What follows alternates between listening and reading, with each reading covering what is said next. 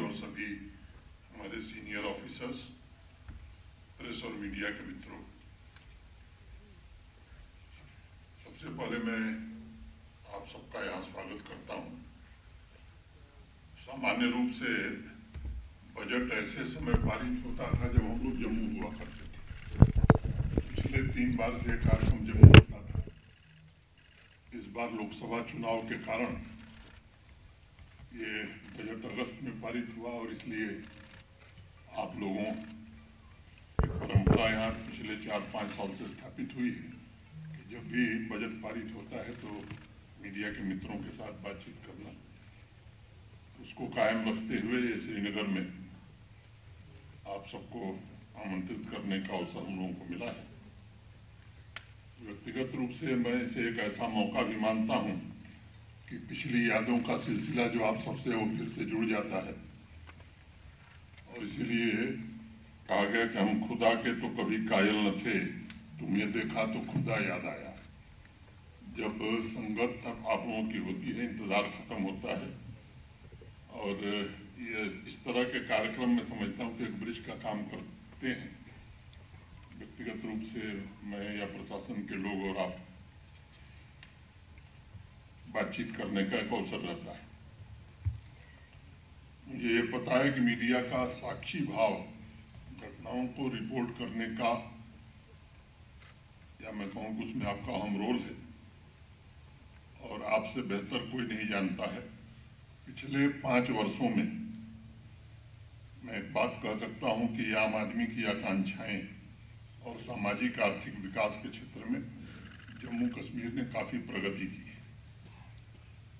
और मुझे लगता है कि खुली हवा में सांस लेने का लंबे समय के बाद यहाँ के आम नागरिकों को अवसर मिला है।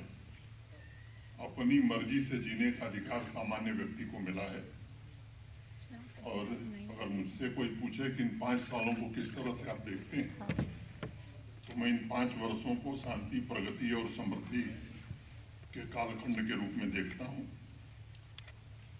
जो लोकसभा के चुनाव हुए, या मैं कहूँ कि लोकतंत्र का जो पर्व हुआ, मोटे तौर पर ओवरऑल 58.46% मतदान पूरे जम्मू कश्मीर में हुआ। वैली की अगर मैं बात करूं तो यहाँ भी 50% से ज़्यादा मतदान हुआ और लंबे समय के बाद, 3.5 दशक के बाद इस तरह का मतदान लोगों ने बढ़ चढ़ करके किया। स्वाभाविक रूप से ये जमहूरियत या लोकतंत्र में लोगों ने अपनी आस्था व्यक्त की। यहाँ के बारे में एक बड़ा मशहूर किस्सा था, कभी गुरु साहब को मालूम है कि एक श्रीनगर में कलेक्टर साहब हुआ करते थे। तो यहाँ 2 तरह के विधायक होते थे, खलीक नाम था उनका कलेक्टर साहब। एक खलीक साहब के एमएलए होते थे, एक जनता के एमएलए होते थे। तो मुझे लगता है कि लंबे समय बाद भारी मतदान हुआ और निष्पक्षता पूर्वक जिसको जहाँ मर्जी हो वोट दे चुनाव कराने में प्रशासन को सफलता मिली। अब मैं जो बजट पारित हुआ है उसकी चर्चा करके मोटे मोटे बिंदुओं की, बाकी आपके सवाल लिए जाएंगे। आप सबके ध्यान में होगा कि ये 24-25 का जो बजट है 23 जुलाई को पार्लियामेंट में ले किया गया था और 8 अगस्त को संसद के दोनों सदनों से ये पारित हुआ है। साइज जो बजट का है वो 1,18,390 करोड़ रुपए, 1.1839 करोड़, और पिछले साल का जो एक्सपेंडिचर है इससे 30,889 करोड़ ज्यादा है। एडमिनिस्ट्रेटिव सेक्टर में मोटे तौर पर रेवेन्यू एक्सपेंडिचर हमारा जो है वो 9,881.68 करोड़, सोशल सेक्टर में लगभग 24,870.50 करोड़, इंफ्रास्ट्रक्चर सेक्टर में लगभग 16,000 करोड़ और इकोनॉमिक सेक्टर में लगभग 555.48 करोड़। कैपिटल एक्सपेंडिचर में पहले की तुलना में मैं समझता हूं कि भारी वृद्धि हमने की है।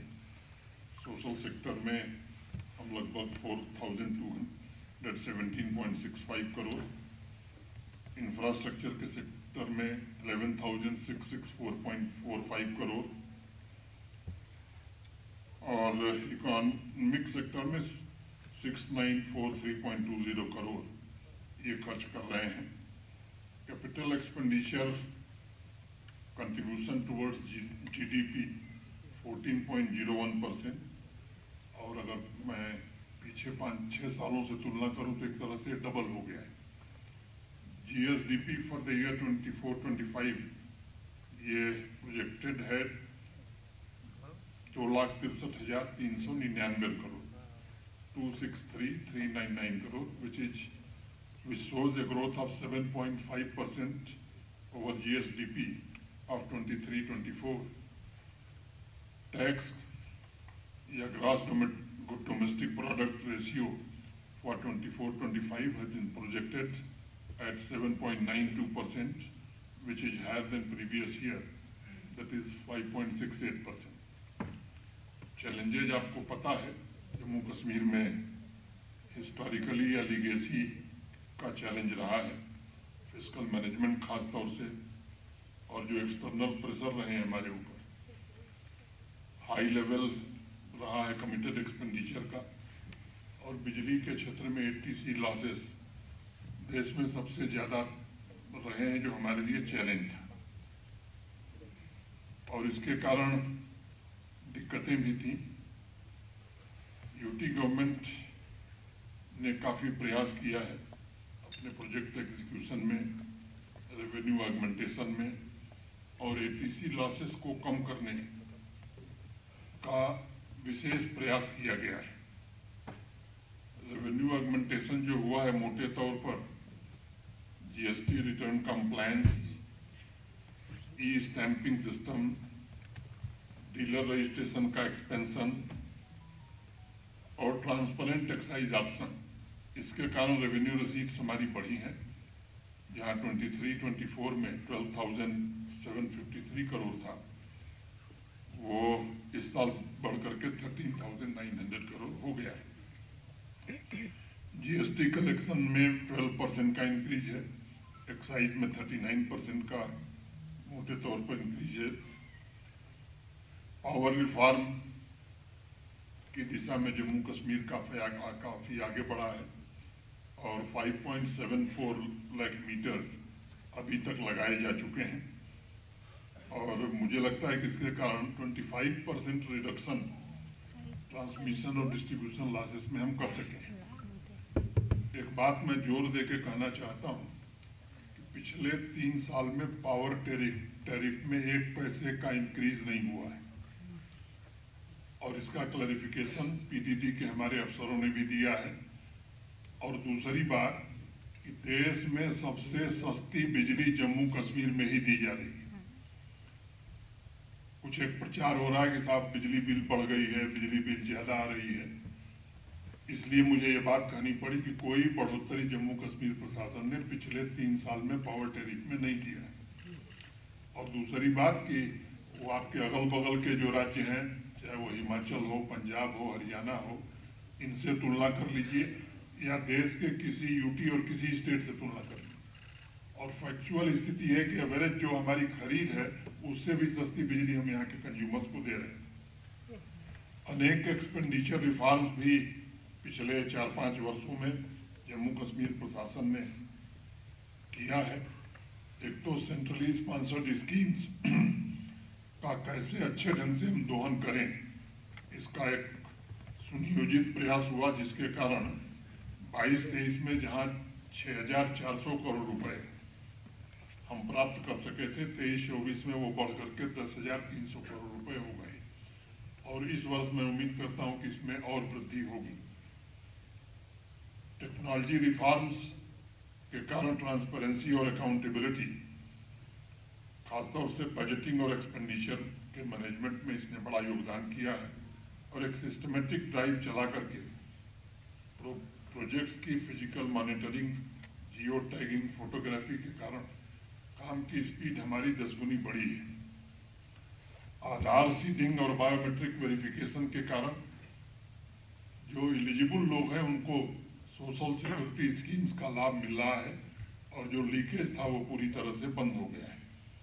अभी वित्त मंत्री जी को आपने सुना, इफेक्टिव फिस्कल मैनेजमेंट पर उन्होंने जम्मू कश्मीर प्रशासन की सराहना की है और मुझे लगता है कि इसका बड़ा लाभ हमें हुआ है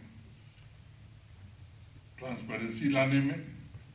और पहली बार 28,000 करोड़ हमारा जो लंबे समय से ड्यूज था पावर सेक्टर का, वो रीपे कर सके हैं। नहीं तो ऋणम कृत्वा घृतम पीवेत, एक कहावत हमारे यहाँ, यावत जीवे सुखम जीवे ऋणम कृत्वा घृतम पीवेत। जब तक जिए सुख से जिए, कर्जा लीजिए और घी पीजिए। तो उस व्यवस्था से अब जम्मू कश्मीर पूरी तरह से बाहर निकल गया है।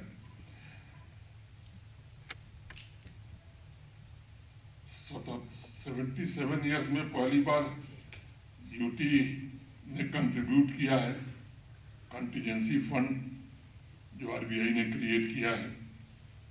23-24 में फिस्कल डिसिप्लिन और खर्चों में कटौती के कारण हुंडीज और ओवरड्राफ्ट से अब जम्मू कश्मीर बाहर निकल गया है, जो यहाँ की परंपरा थी।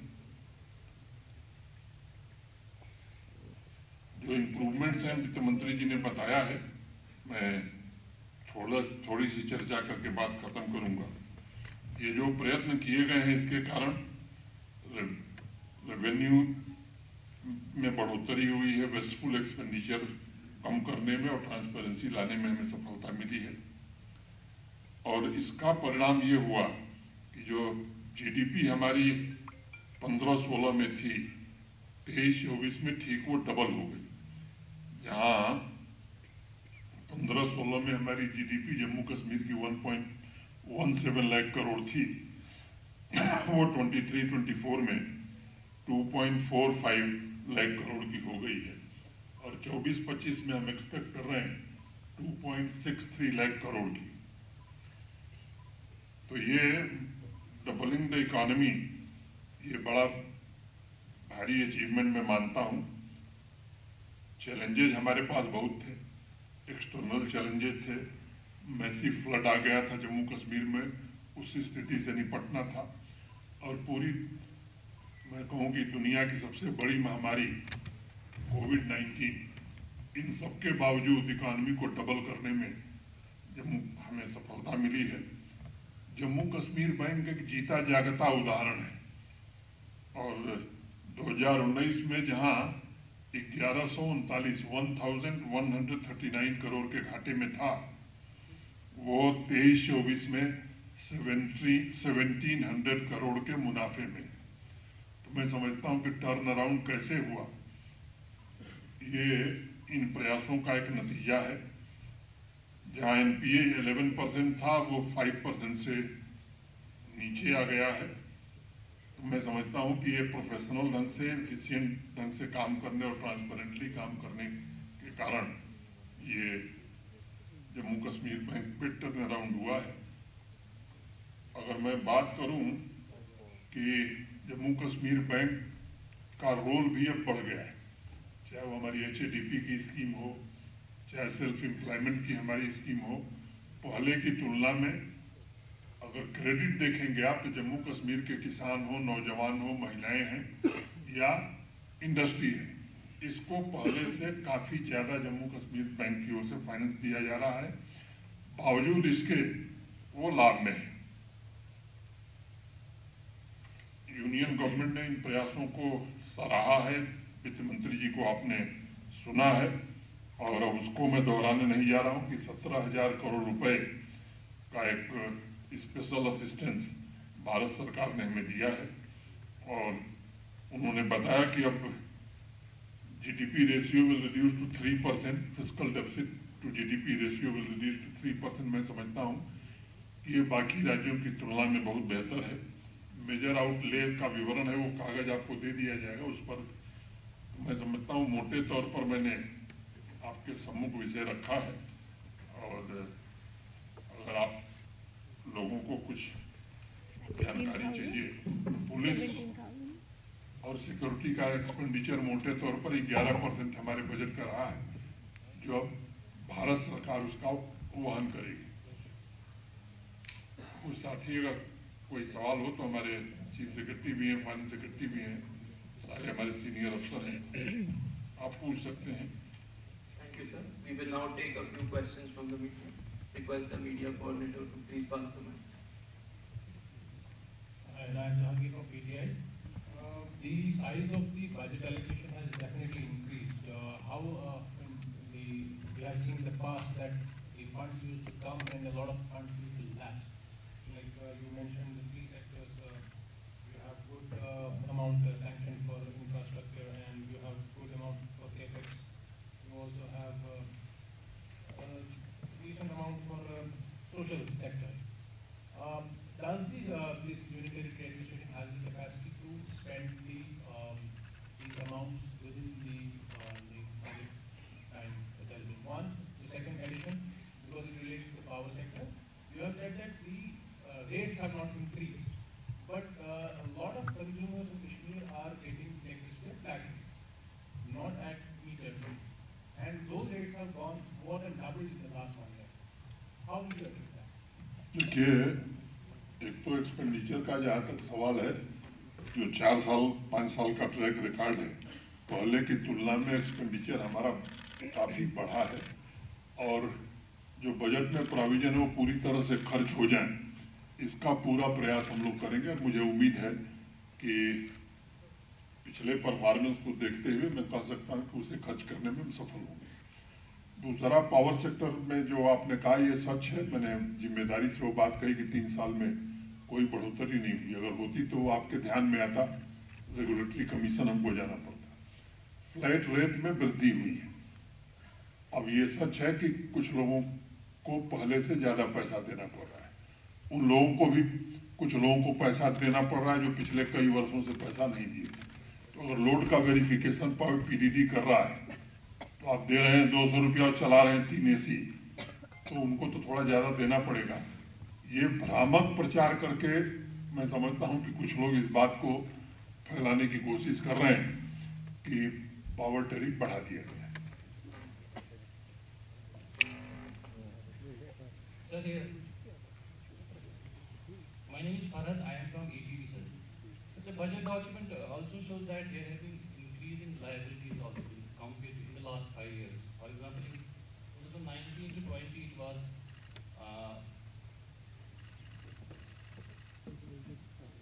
83,570 crore, and today it is 11,2797 crore. Can you clarify how these liabilities have increased and how the government is going to liquidate them? जो क्वेश्चन है कि डेट और लाइबिलिटीज़ के बारे में आपका क्वेश्चन है, हाँ बजट में दिया, ठीक। तो बजट में हमने इस बार पूरे हमारे जो on budget plus of budget जो लाइबिलिटीज़ हैं बड़े ट्रांसपेरेंटली हमने वो इंडिकेट किए हैं। और अगर हम देखते हैं तो पूरे, अगर हम लास्ट 30-40 साल का भी पूरा डेटा अगर हम देख लें तो हमेशा जैसे जैसे JNK की इकोनॉमी बढ़ी है, बावजूद जो चैलेंजेस JNK के सामने रहे हैं, हमारा जो डेट लाइबिलिटीज़ का रेशो है ये 49% से 51% के बीच में रहा है। इस साल भी जैसे हम देख रहे हैं कि GSDP हमारा 2.63 लाख करोड़ है, 2.63 लाख करोड़ GSDP है, और डेट जो आपका है वो 1.12 जो आप फिगर बता रहे हैं। तो हमारा वो रेशो हमने मेंटेन करने की कोशिश की है। और इनफैक्ट अगर आप यूनियन बजट देखें तो उसमें भी यही अब वो उस ट्रेंड की तरफ जा रहे हैं कि सिर्फ फिस्कल डेफिसिट टारगेट ना करके डेट कितना हम मैनेज कर सकते हैं, उस तरफ देश भी आगे बढ़ रहा है। और पहला जो एक सवाल था PTI का, तो उसमें कि CS अगर जो जीता जागता सबूत जो है कि आपकी कैपेसिटी है कि नहीं यूटिलाइजेशन की, सबसे जीता जाता सबूत है CSS का। CSS हमारे पास 110 CSS थे जो आप 6,300 करोड़ यूटिलाइज कर पा रहे थे, ले पा रहे थे गवर्नमेंट ऑफ इंडिया से। सभी डिपार्टमेंट्स ने बड़ी मेहनत करके अपना प्रोजेक्ट एग्जीक्यूशन एक्सपेडाइट किया, फास्ट एक्सलरेट किया।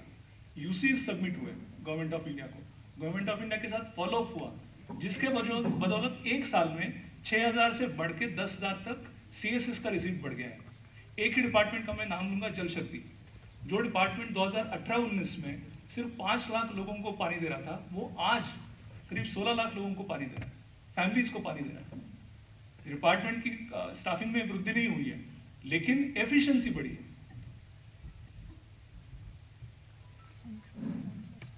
This side, sir.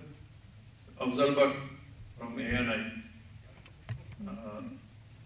सर मेरा एक सवाल है जो लोगों की तरफ से है, क्योंकि लोग हमें अक्सर पूछते हैं कि आप एलजी साहब से मिलते हैं, हायर अप से मिलते हैं, तो जब भी आपको मौका मिले आप हमारी तरफ से रिप्रेजेंटेटिव काम कर रहे हैं। जो एक इशू 2-3 साल से है, जो यहाँ एम्प्लॉयज का जीपी फंड है, इसमें एक कंप्लेंट है कि पहले जब जो भी कोई एम्प्लॉय इसके लिए अप्लाई करता था, घर में बच्चे की शादी है, हेल्थ इश्यूज होते थे, with in short period of time उसको सैंक्शन में आता था। लेकिन अब 6-6 महीने 8-8 महीने इसमें क्यों लगते हैं? क्या ये फाइनेंशियल प्रॉब्लम है, बजट के साथ रिलेटेड है? दूसरा, हॉर्टिकल्चर टूरिज्म सेक्टर को या तो लोगों ने समझा नहीं है या इसको प्रॉपरली इलैबोरेट नहीं किया गया है। Horticulture for the betterment of horticulture sector और टूरिज्म सेक्टर को इस साल किस तरह बेहतर किया गया है as compare to the last budget? Thank you very much. एक तो मैं आपको बताता हूं कि 20 जुलाई तक जीपीएफ का जो भी बकाया था सबका क्लियर कर दिया गया है।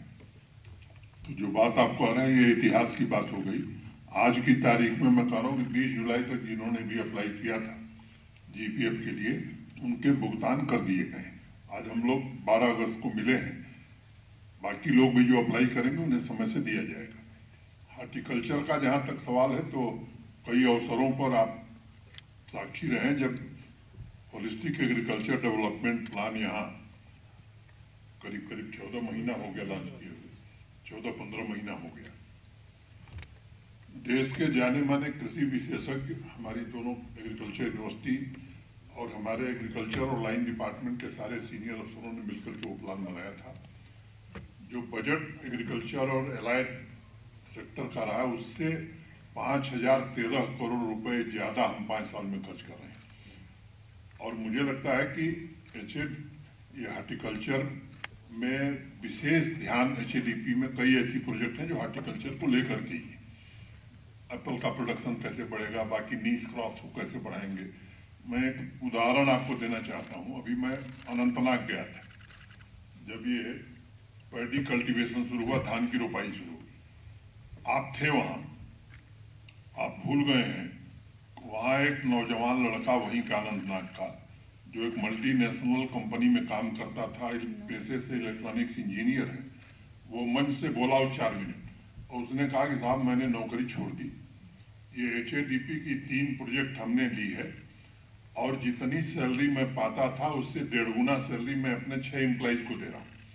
एक लड़की भी थी जिसने कश्मीर यूनिवर्सिटी से मैनेजमेंट किया था, वो भी नौकरी में थी, उसने भी कहा कि हमने छोड़ दी नौकरी और हम HADP की 2 प्रोजेक्ट के साथ अपना जीवन यापन कर रहे हैं। तो मुझे लगता है कि जो प्रयास हॉर्टिकल्चर सेक्टर में यहाँ हुआ है या एग्रीकल्चर और पूरे अलाइड सेक्टर में हुआ है, वो पूरी यहाँ की जरूरतों को ध्यान में रखते हुए, वाटर डिफिशियंसी है 40%, तो 5 साल के बाद 80% वाटर हमें अवेलेबल होगा। मिल्क डेफिसिट से मिल्क सरप्लस स्टेट हम कैसे होंगे, हॉर्टिकल्चर प्रोड्यूस में हमारा उत्पादन कैसे 2.5 गुना बढ़ेगा, मीट हम इंपोर्ट करते हैं उसमें किस तरह से हम सेल्फ सफिशिएंट हो सकते हैं।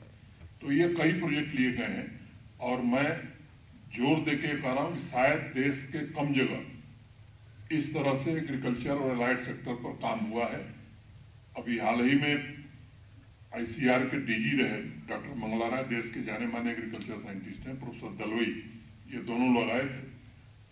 वो समय समय पर कैसी चल रही हमारी प्रोजेक्ट और उसकी प्रगति क्या है इसको भी आकर के किसानों से मिलते हैं और उन्होंने कहा कि साहब हम लोग देश के कई राज्यों के साथ काम कर रहे हैं, जैसी प्रगति जम्मू कश्मीर में है देश के किसी राज्य में नहीं।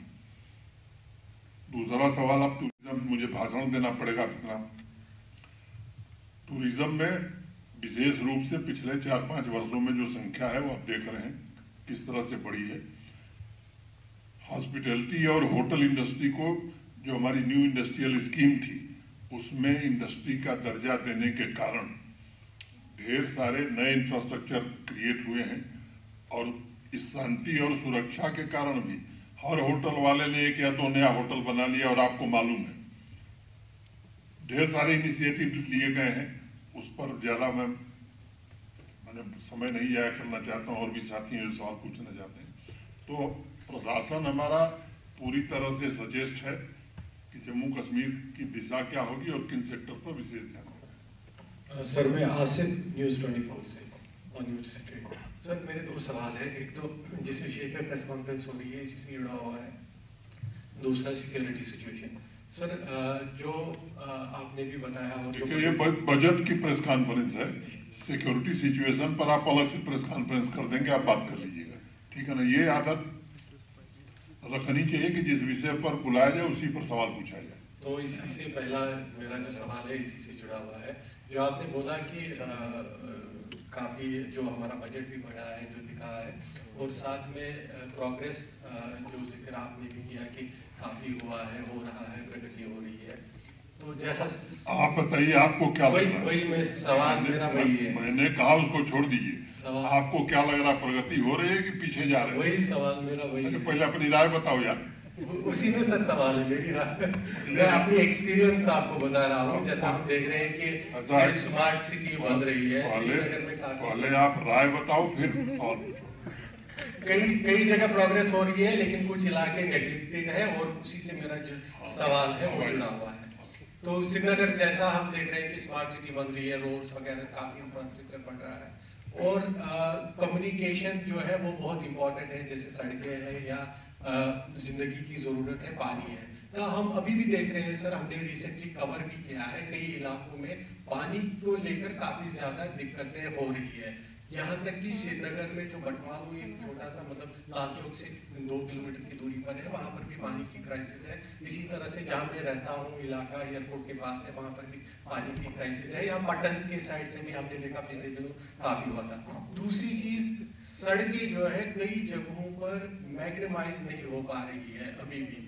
जो पहले हालत थी 1-2 साल से काफी खराब है सड़कों की हालत। अगर आप पर्टिकुलरली पूछना चाहें, मैं अपने इलाके का बताऊंगा, काफी खराब सड़कें हैं और एयरपोर्ट के बिल्कुल पास में है।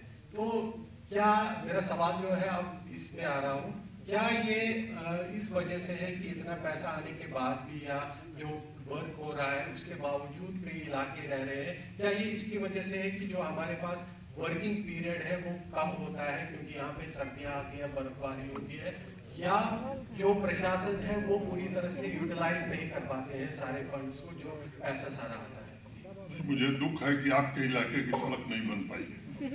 मैं इसको इंश्योर करूंगा कि जल्दी बन जाए और पीने का पानी भी आपको मिले, ये इंतजाम कराया जाएगा।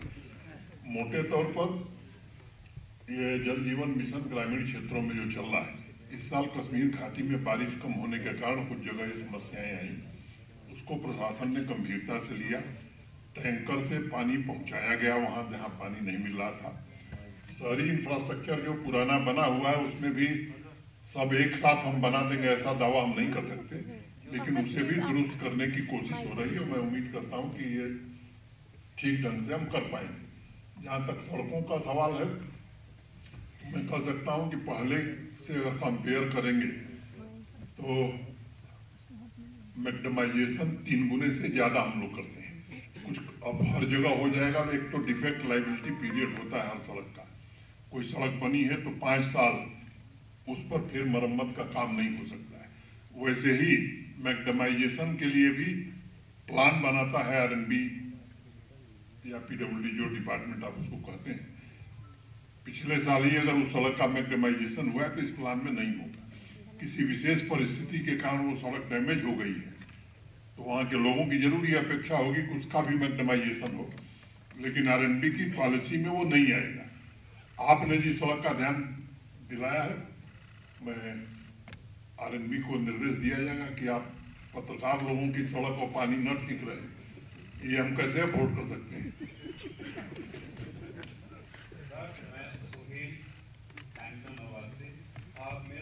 सवाल ये कि मैं बजट डॉक्यूमेंट पढ़ रहा था तो पावर सेक्टर में काफी ज्यादा इन्वेस्टमेंट इस बार होने वाली है। 1000 से ज्यादा करोड़ का जो पैसा है खर्च होने वाला है।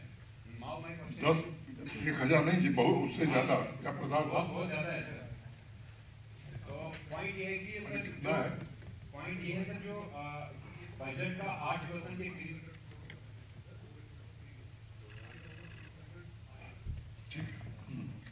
बजट का 8% पावर परचेज में जाता है, इस तरह की जानकारी बजट डॉक्यूमेंट में है। जो इस बार पैसा पावर सेक्टर में खर्च होने वाला है उससे उसमें कमी आ सकती है कि हमें और ज़्यादा परचेज नॉट कर पाएँ और यहीं से वाटर हाइड्रो इलेक्ट्रिसिटी जनरेशन की काफ़ी विजिबिलिटी जे में है, उसको एक्सप्लोर किया जा रहा है। 1 सेकंड जो हमेशा से विंटर्स में कश्मीर में और समर्स में जो हमें ग्रीवेंस रहती हैं इलेक्ट्रिसिटी क्राइसिस की, जो पैसा खर्च होने जा रहा है इसमें किस तरह का एक्सपेंडिचर होगा, क्या लाइन जो ट्रांसमिशन नेटवर्क्स है उनको बेहतर किया जाए या और कुछ चीज़ें हैं जो आप थोड़ा सा बताइए कि इसमें किस तरह का जो है प्लान है गवर्नमेंट का, ताकि जो इंफ्रास्ट्रक्चर है पावर डेवलपमेंट डिपार्टमेंट का वो बेहतर हो जाए, पर्टिकुलरली इन और अलग एरियाज जो दूर दराज के इलाके। देखिए, ट्रांसमिशन और डिस्ट्रीब्यूशन सेक्टर में पिछले 4-5 वर्षों में काफ़ी अच्छा काम हुआ है और 4 साल पहले की जो स्थिति थी एग्जैक्ट परसेंटेज वाइज हमारे सेक्रेटरी साहब बताएंगे, लेकिन ट्रांसमिशन और डिस्ट्रीब्यूशन दोनों कैपेसिटी हमारी काफ़ी बड़ी है। अभी RDSS भारत सरकार के सहयोग से जो 5,000 करोड़ से ज़्यादा की परियोजना है उसके पूरा होने के बाद मैं समझता हूँ कि डिस्ट्रीब्यूशन सेक्टर में बड़ा क्रांतिकारी बदलाव जम्मू कश्मीर में आएगा। जहाँ तक पावर जनरेशन की बात है, आप सबको पता है 3450 या 3500 मेगावाट हमारी जनरेशन कैपेसिटी रही है। 4 बड़े प्रोजेक्ट हमारे चल रहे हैं जो 26-27 में पूरे होने वाले हैं, जिससे 3200 मेगावाट की कैपेसिटी हम ऐड करेंगे। और भी पावर परचेज के कई एग्रीमेंट सोलर पावर और बाकी हमारे PDD डिपार्टमेंट ने किया है, उसका बेनिफिट भी हमें मिलने वाला है। तो हम आत्मनिर्भर हो जाएंगे, ऐसा दावा हम नहीं कर रहे हैं, क्योंकि इंडस्ट्री जिस तरह से आ रही है हमारी पावर की जरूरतें बढ़ेंगी, लेकिन देश में बिजली की कमी नहीं है। हम अपना ट्रांसमिशन और डिस्ट्रीब्यूशन नेटवर्क ऐसा बना के रखना चाहते हैं कि 24/7 हम लोगों को बिजली दे सकें, अगर लोग पैसा देंगे तो। और इसीलिए मीटर लगाने का काम भी गति से हो रहा है। और एक बात मैं बहुत विनम्रता से कहना चाहता हूं कि बिना पैसे की सर्विसेज मिले ये जमाना खत्म हो गया। पहले पावर यूटिलिटी जो भारत सरकार की थी या बाकी देश में थी, वो स्टेट गवर्नमेंट्स को या यूटी को उधार में भी बिजली दे देती थी। अब स्थिति है कि हम अगर पैसा नहीं देंगे तो JNK को बिजली नहीं मिलेगी। तो अगर हमको बिजली नहीं मिलेगी तो हम दे भी नहीं पाएंगे। हम ऐसी आदर्श स्थिति बनाना चाहते हैं और जम्मू कश्मीर के नागरिकों का सहयोग चाहते हैं कि आप ऐसी स्थिति बनाने में हमारी मदद करिए कि हम 24 घंटे लोगों को बिजली दे सकें और उचित दाम में दे सकें।